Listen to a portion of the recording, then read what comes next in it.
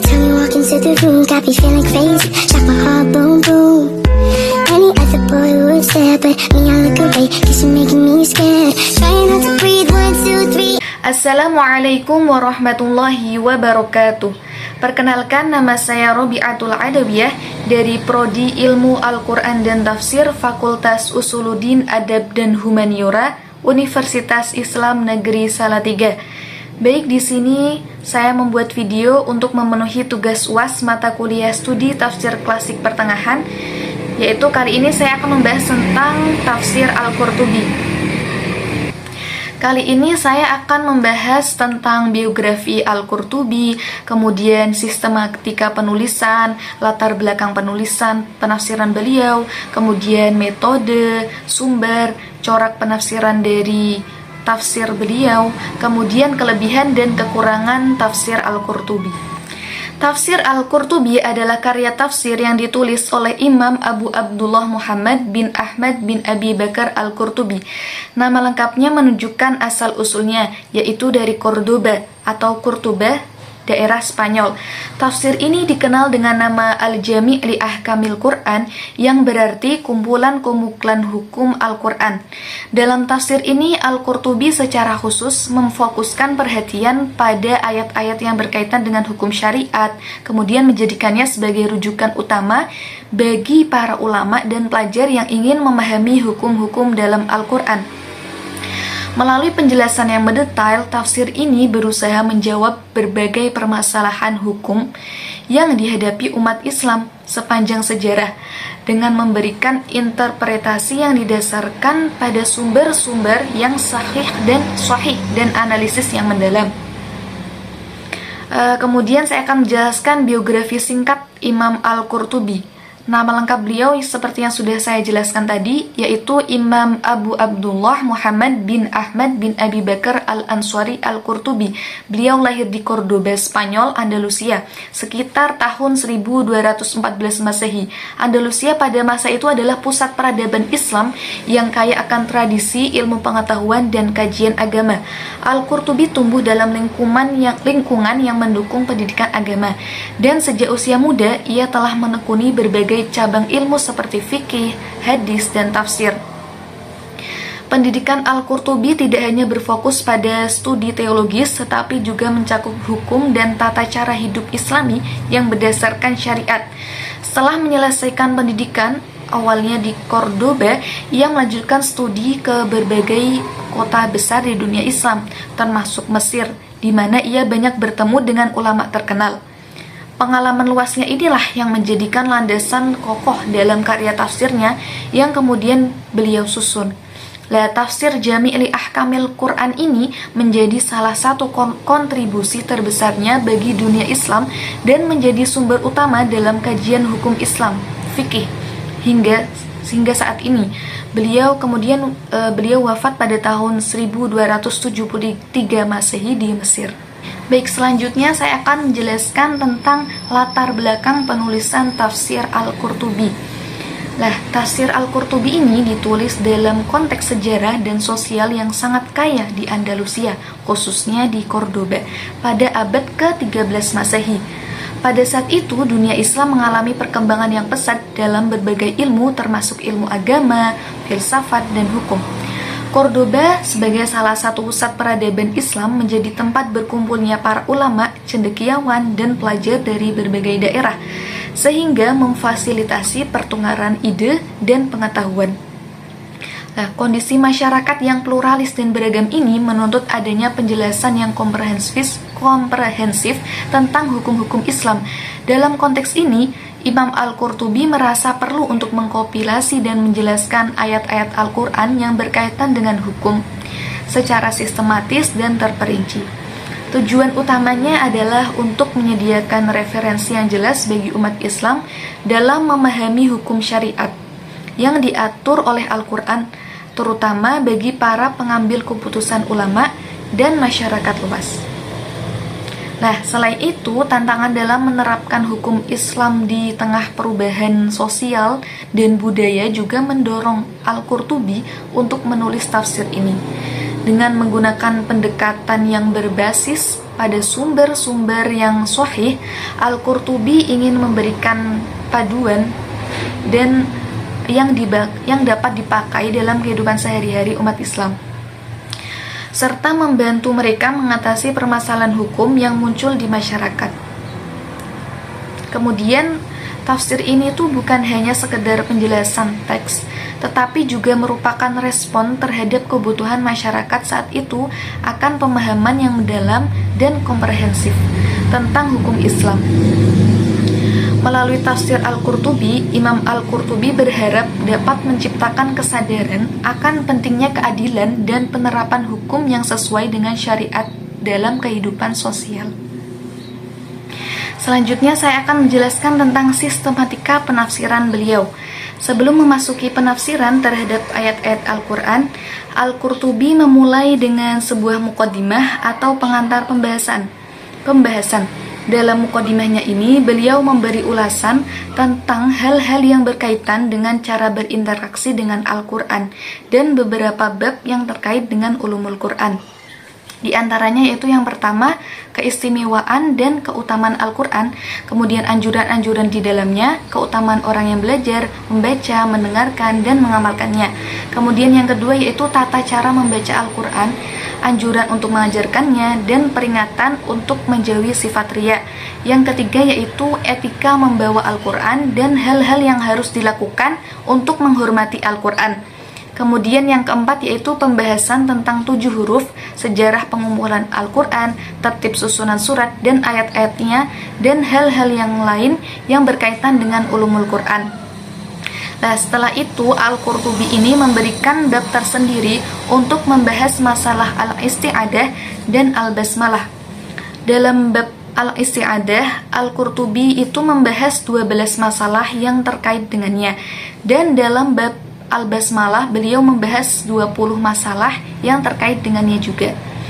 Nah, dengan adanya bab tersendiri untuk Al-Basmalah dan tidak dimasukkannya dalam pembahasan tafsir surat Al-Fatihah, hal ini mengindikasikan bahwa Al-Qurtubi merupakan salah satu dari ulama yang berpendapat bahwa basmalah itu tidak masuk bagian dari surah Al-Fatihah. Hal ini dinyatakan oleh beliau karena melihat dalilnya lebih kuat daripada dalil pendapat yang mengatakan termasuk bagian dari surah Al-Fatihah. Nah, setelah memberikan muqaddimah, Al-Qurtubi itu memulai penafsiran ayat-ayat Al-Quran sesuai tertib surat dan ayat dalam mushaf. Secara umum, beliau menafsirkan Al-Quran dengan mengumpulkan satu ayat atau lebih dalam sebuah pembahasan sesuai dengan urutan mushaf. Setelah itu beliau merinci masalah-masalah yang terkait dengan pembahasan tersebut. Adapun gambaran umum dan langkah-langkah penafsiran Al-Qurtubi sebagai berikut. Ya, yang pertama itu menyebutkan keutamaan atau keistimewaan surat Al-Quran yang dibahasnya. Kemudian langkah ini biasa dilakukan oleh Al-Qurtubi setiap memasuki surat-surat dalam Al-Quran. Dalam langkah ini beliau juga membahas nama-nama surat tersebut, tentang turunnya, kajian hukum yang terdapat pada ayat yang dibahas. Nah, kemudian yang kedua yaitu menyebutkan sebab turunnya ayat yang disinyalir ada sebab nuzulnya atau asbabun nuzul ya. Kemudian yang ketiga menyebutkan ayat-ayat lain yang berkaitan dengan hadis-hadis Nabi dan menyebut sumbernya sebagai dalil. Yang keempat yaitu memberikan kupasan dari segi bahasa dengan menggunakan syair-syair Arab sebagai rujukan kajiannya. Kemudian mengutip pendapat ulama dengan menyebut sumbernya sebagai alat untuk menjelaskan hukum-hukum yang berkaitan dengan pokok bahasan. Kemudian selanjutnya itu mendiskusikan pendapat ulama dengan argumentasi masing-masing. Setelah itu beliau melakukan tarjih dengan mengambil pendapat yang dianggap paling benar sebagai contoh untuk memperjelas langkah-langkah Imam Al-Qurtubi di atas. Nah, sebagai contoh untuk memperjelas langkah-langkah Imam Al-Qurtubi di atas bisa dilihat dari pembahasan surah Al-Fatihah. Beliau membagi menjadi 4 bab, yaitu yang pertama bab 1 berbicara tentang keutamaan dan nama-nama surat Al-Fatihah. Kemudian bab kedua membahas tentang turunnya surah Al-Fatihah dan 20 masalah hukum fikih yang berkaitan dengan surat ini. Kemudian yang ketiga yaitu tentang ta'min atau membaca amin dengan 8 permasalahan. Kemudian yang bab 4 yaitu mengulas kandungan-kandungan surah Al-Fatihah baik dari aspek pemaknaan, qiraat, i'rab, dan keutamaan orang-orang yang memuji dengan 36 pembahasan. Dan dalam membaca surah Al-Baqarah, Al-Qurtubi memulai pembahasan tentang turunnya surat tersebut dan keutamaannya dengan menampilkan banyak hadis sebagai dalilnya. Setelah itu baru masuk ke pembahasan ayat dengan permasalahan di dalamnya, dengan mendiskusikan pendapat ulama dengan argumentasi mereka masing-masing. Setelah itu melakukan tarjih dengan mengambil pendapat yang dianggap paling benar. Baik, selanjutnya saya akan membahas tentang metode penafsiran dalam tafsir Al-Qurtubi. Jadi Al-Qurtubi itu menggunakan 2 metode utama dalam menafsirkan ayat-ayat Al-Quran. Yang pertama yaitu tafsir bil ma'sur, berdasarkan riwayat. Metode ini merujuk pada penafsiran yang didasarkan pada hadis-hadis Nabi Muhammad, kemudian pendapat para sahabat dan tabi'in. Al-Qurtubi sering mengutip riwayat-riwayat dari para sahabat seperti Ibnu Abbas, Ibnu Mas'ud, dan sahabat-sahabat lainnya untuk mendukung interpretasinya atau mendukung penafsirannya. Kemudian tafsir biroi, berdasarkan pemikiran rasional. Selain tafsir bil ma'sur, Al-Qurtubi juga menggunakan metode tafsir biroi di mana ia memberikan penjelasan rasional berdasarkan analisis hukum yang mendalam. Dalam pendekatan ini, Al-Qurtubi menggunakan nalar fikih untuk menafsirkan ayat-ayat yang berkaitan dengan masalah hukum. Sebagai contohnya, dalam menafsirkan ayat tentang warisan, beliau menggunakan argumen-argumen logis dan hukum untuk menjelaskan pembagian warisan secara adil menurut syariat. Melalui kedua metode ini, Al-Qurtubi berhasil menyusun tafsir yang tidak hanya mengedepankan aspek tekstual, tetapi juga kontekstual. Pendekatannya yang kritis dan analitis membuat tafsir ini dapat digunakan dalam berbagai situasi dan tempat. Kemudian sumber penafsiran dari tafsir Al-Qurtubi ini, dilihat dari sumber penafsirannya, Al-Qurtubi banyak menyebutkan ayat-ayat lain dan hadis-hadis Nabi yang berkaitan dengan penafsiran ayat yang dibahasnya. Di samping itu juga, beliau banyak memberikan kupasan dari segi bahasa dengan menggunakan syair-syair Arab sebagai rujukan kajiannya. Dari sini bisa disimpulkan bahwa metode penafsiran Al-Qurtubi itu dilihat dari sumbernya masuk kategori tafsir bil iktironi, yaitu sebuah metode penafsiran yang menggabung antara penafsiran bil maksur dan bil ro'i. Kemudian menurut Al-Sayyid Muhammad Al-Iyasi dalam bukunya Al-Mufassirun Hayatuhum wa Manhajuhum, Al-Qurtubi cenderung menggunakan tafsir bil ro'i dalam penafsirannya dan menjadikannya sebagai metode dalam hal itu. Kemudian ia juga tidak menyia-nyiakan tafsir bil maksur, bahkan ia menjelaskan bahwa sesungguhnya hal tersebut merupakan landasan utama yang diperhatikan oleh seorang mufassir. Setelah itu beliau menjelaskan bahwa ia konsisten dengan sikap metode tafsir bil maksur dari Rasulullah. Kemudian corak penafsiran dari tafsir Al-Qurtubi.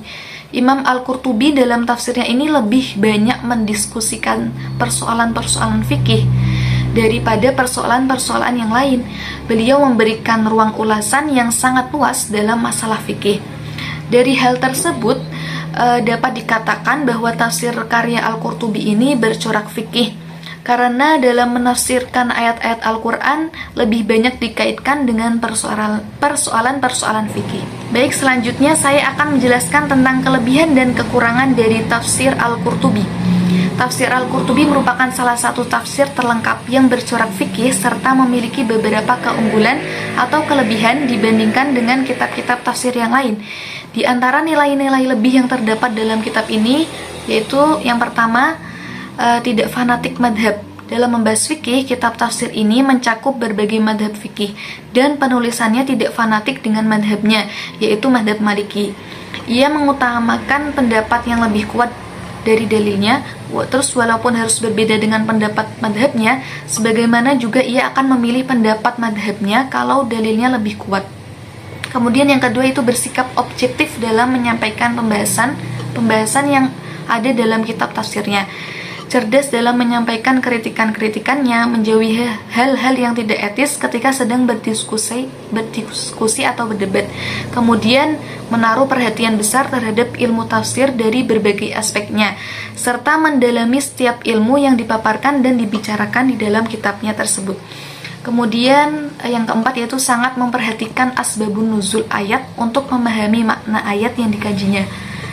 Yang kelima yaitu sangat memperhatikan aspek qiraat, i'rab, masalah-masalah yang berkaitan dengan ilmu nahwu dan shorof. Kemudian yang keenam yaitu sangat memperhatikan hal-hal yang berkaitan dengan nasikh wal mansuh dalam penafsiran ayat-ayat Al-Quran. Kemudian yang ketujuh, memuat hukum-hukum yang terdapat dalam Al-Quran dengan pembahasan yang sangat luas. Kemudian hadis-hadis yang ada di dalamnya itu ditakhrij dan pada umumnya disandarkan langsung kepada orang yang meriwayatkannya. Kemudian yang terakhir yaitu menyandarkan pendapat kepada yang memiliki pernyataan atau pendapat tersebut. Di samping memiliki kelebihan atau keunggulan, tafsir Al-Qurtubi juga memiliki beberapa kekurangan. Di antaranya yaitu yang pertama, terkadang membahas masalah fikih, menampilkan cerita atau kisah Israiliyat dan pembahasan-pembahasan yang tidak ada hubungannya dengan penafsiran ayat yang dibahasnya. Kemudian salah dalam menisbatkan pendapat. Terkadang Imam Al-Qurtubi itu menisbatkan sebuah pendapat bukan kepada pemilik pendapat tersebut. Kemudian beliau menisbatkan hadis bukan pada perawinya. Ada beberapa hadis yang dikutip oleh Al-Qurtubi dengan perawinya, tetapi terdapat kesalahan dalam penyebutan perawi hadis tersebut. Kemudian yang terakhir yaitu beliau menisbatkan hadis bukan pada mukharrijnya. Di antara keteledoran Imam Al-Qurtubi dalam kitab tafsirnya yaitu ia salah menisbatkan mukharrij dari beberapa hadis yang dikutipnya. Baik, sekian pembahasan dari tafsir Al-Qurtubi. Semoga dapat memberikan manfaat kepada para pendengar dari video ini. Billahi taufik wal hidayah. Wassalamualaikum warahmatullahi wabarakatuh.